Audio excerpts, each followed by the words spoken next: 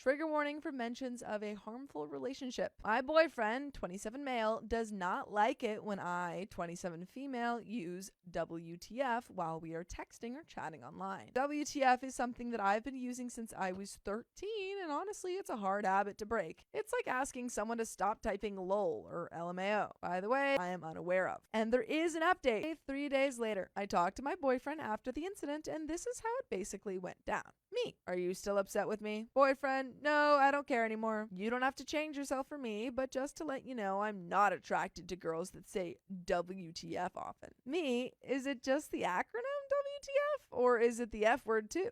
Boyfriend said, both. Me: okay, noted. Will you stop swearing as well? Boyfriend: okay, I really don't like your attitude. Every time I bring up an issue, you say, can you do it as well? Saying, okay, noted was good enough. Let's not talk for a while. Message me next week. And Me: okay, I wanted to bring up issues such as why he feels he can swear, but I cannot. But as you can see, I didn't even get to talk much, as he's refusing to talk to me until next week. Right now, I do not mind, as I have a lot going on my plate right now.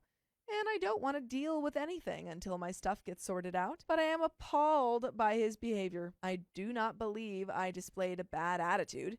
I simply asked if he's going to do the same because he swears as well. Am I missing something here? Did I really display bad attitude? And we've got some top comments. Sneak update 2, 1 day after the last update. Hey guys, wow, I did not expect to get so many replies from my update, but thank you all. Here is basically what happened. Sorry if it ends up being a long post. It didn't take me long to decide that I am done with this guy. But I did leave my clothes in his car, so I wanted them back. Unfortunately, he's out of the country on a business trip for 2 weeks or so, and he left his car at a friend's house who happens to live in my neighborhood. Since he explicitly told me not to contact him for a week, I was going to take the advice of people here and just never talk to him again, get my stuff quietly, and tell him that it's over. I contacted his friend and asked if I could come to his house to pick it up so that it would be of no inconvenience to him. His friend then offered to come to my place and drop it off. An hour or so later, I got a call from my now ex-boyfriend, thank God, who was flipping his crap, saying I was bothering his friend and asking why I was so desperate to get my stuff back. At this point, I think he's absolutely crazy because his friend is the one who offered to come to my place after I insisted twice that I would pick it up whenever it was convenient for him. He then rambles about how my clothes are probably only worth $20 and then offers me $100 instead of giving me my stuff back. I tell him I don't want his dirty money. I tell him he is controlling and manipulative, and he tells me that he's dropping me, not knowing I already did that a while ago. He then blocked me, so yeah, I'm not getting my stuff back. An hour later, he calls me again and says that he does not want to burn bridges. He then talks about how I will be successful in life, talks about all the good traits I have, and then tells me that he hopes I will not talk bad about him to anyone he knows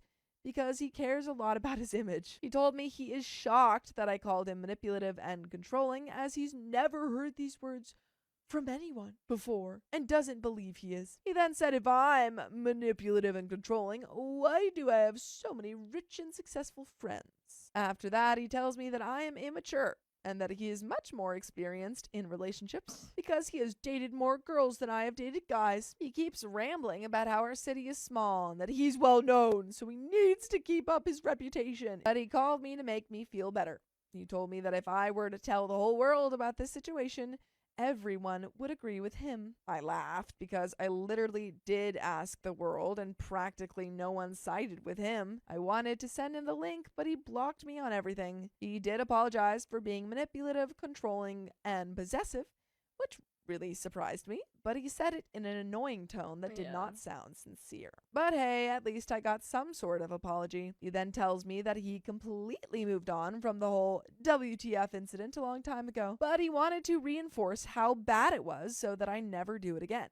He said if he did not act mad, then I might think it's okay and would do it again. This made me feel like he was treating me like a dog that needs to be trained and conditioned to do certain things. I can obviously see that this whole phone call was another manipulation attempt to keep my mouth shut. Yeah. and to not spread rumors about him, which I was not gonna do anyway. So I get mad and call him delusional, and he calls me crazy and hangs up. Maybe I could have dealt with it more maturely and not let my anger get to me, but I can only take so much, and I do not regret it. In good news, I feel happy and free. I look forward to finding someone who is the right man for me instead of being with someone who is malicious. Thank you to everyone who responded and took the time to read all the updates.